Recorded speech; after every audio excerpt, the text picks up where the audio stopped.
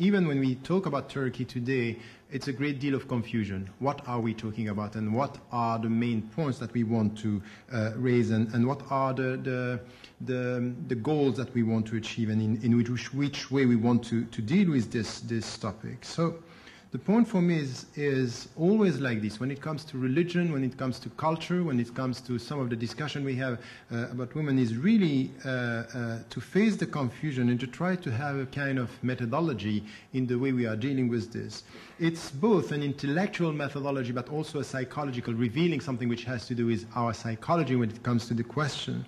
So what we witnessed today in our discussion, and I think that having a foot on both sides, so to say, I'm dealing with Muslims and Muslim intellectuals at the grassroots level, in academia, in politics, but also at the same time in Europe. It's quite clear that there are problems, and there are problems of methodology and a great deal of confusion in the way we deal with the question.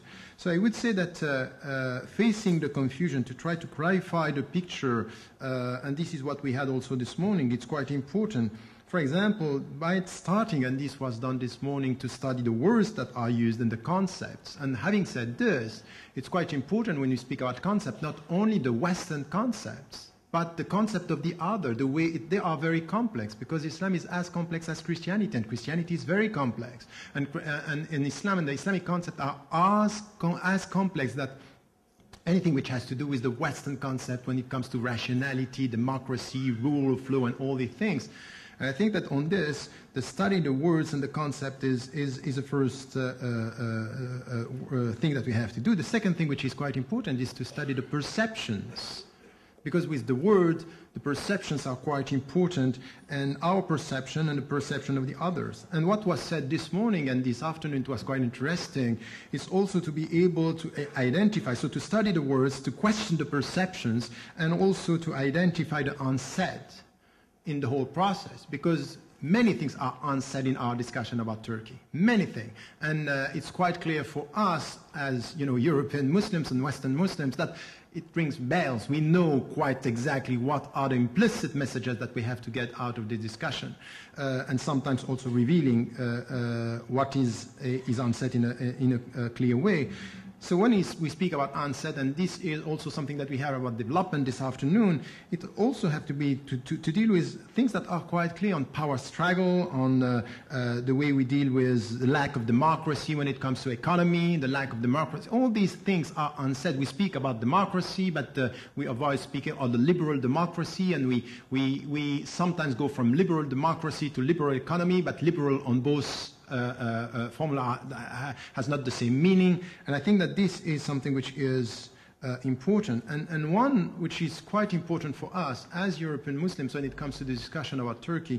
There was a discussion this afternoon about the victim mentality and being victims.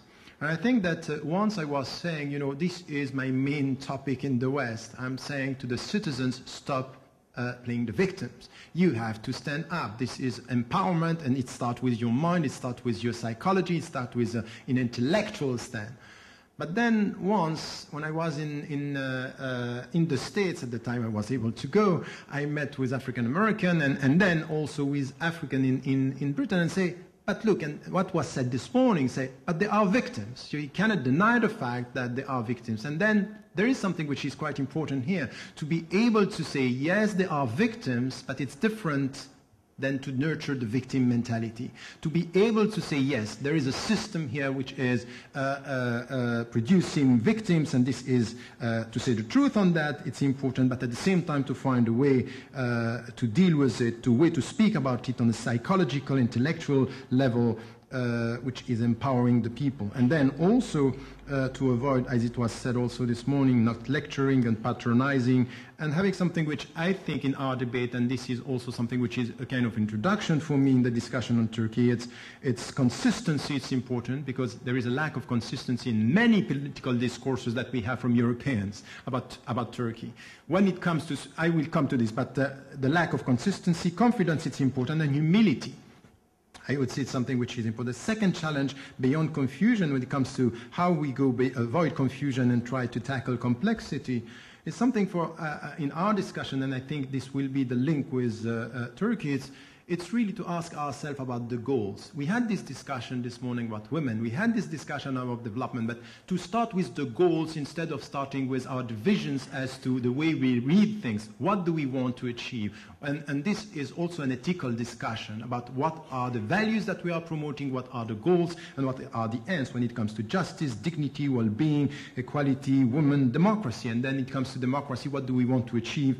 And I would say that it's maybe when it comes to deal with different civilizations, different cultures and religions, and when it comes to philosophical discussion, to go from the goals and through an inductive critical approach, we come to the fields that we have to deal with when it comes to this. So, for example, what we were saying this morning about the religious discourse, yes, it's quite time for European, and we are very, very often saying, oh, you know, Europe is much more secular than the States. But the point is that when it comes to discussing about religion, we very often have a very simplistic way to deal with religions in our discussion, and not understanding sometimes that by relying on some religious tradition, what you are promoting as goals may be stronger if you rely on that. If you rely on the traditions and you rely on the references and the universe of reference of the people you are dealing with. And it's exactly the same when it comes to women and men, as we were saying. Economic development, once again, these are things that are quite important in the democratic system. These are discussions that we had. So the inductive critical approach from the goals to what are the fields and in which way we can deal within different traditions and different universe of reference, this is a methodology which I think is quite important. To do what, in fact? To try to find in the different fields, when it comes to women, when it comes, for example, to religion, or when it comes to development at the grassroots level or at the political level, to try to be able to deal with three main concepts for me. And this is where I come to my last point about Turkey. But the first is confidence, which is quite important. Who are the people who can be the driving force for change from within their own tradition? So this is something which is empowerment has to do with confidence. The second thing, it's once again, it's who can do it, what they can do, and how they can do it. It's once again something that has to do with the universe of reference. Why am I saying this? Because this is a philosophical approach, and also an approach where when you deal with this discourse that we have on Turkey in Europe, we very often understand that there is a lack before even entering the discussion. Lack of humility sometimes, lack of understanding, and not a lack of understanding the dynamics within the society. And you don't know who can make it, how it could be done, and what are the goals from within the tradition. So by saying, for example, and it's once again saying that Islam intrinsically opposed to democracy, which is, I'm sorry to tell you, laughable. Laughable. It's just nonsense, and the way it's put is just to take sometimes some of the discourses coming from literalists by saying, this is Islam. So when the literalists are talking about Islam, we have the Islamic voice, but what reformists are talking, is dubious. It's suspected because it's too beautiful to be true, because we like this portraying of the others. So I would say here, last summer, just to tell you, I was shocked. I wrote an article on Turkey by saying Turkey is a European country on The Guardian. On The Guardian, close to my heart, but the comments on internet, just incredible, unbelievable. 80% of the comments were very aggressive. So it's about Islam, so you get this. There is something here which, so it comes here with the responsibility of some of the politicians, the way they talk about it, they are nurturing something, and it reveals much more about the state of affairs in Europe than what is really happening in Turkey.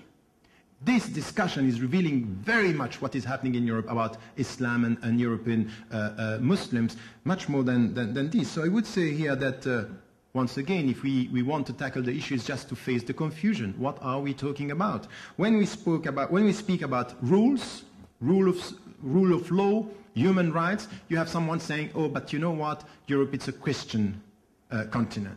When you speak about the evolution and democratic values, you have, once again, people speaking about religion. So we are culturalizing the discussion, religionizing the discussion, and not coming to the principles. You know what? It's exactly what had happened in the suburbs in France, in some of the areas. We come with socio-economic problems, and you have someone telling you, oh, it's a cultural problem, it's a religious problem. So we are shifting and avoiding. The unsaid is that we are not ready to speak about politics. We speak about culture because we are scared of something which is deeper than that. So the unsaid is explicit here. It's an explicit unsaid message that you can get out of this. And then you have now Sarkozy telling us it's a geographical reality. Turkey is outside Europe. So depending how you deal with it, you have different approaches and different political discourses that are quite problematic here. So the point is really here to be able to understand in this discussion, and this is where I think that we have two levels of discussion, is really, when it comes to Turkey, to be able, out of this discussion, to say something about what is happening in the West, what is happening in Europe. And as I said, the fact that there is a resistance to integrate Turkey as a political reality by confusing it with a religious entity or a cultural entity reveals the difficulty in Europe to integrate the Islamic factor into the European. So because there is a lack of integration in our minds of Islam, so we have a difficulty to integrate Europe and the political ground.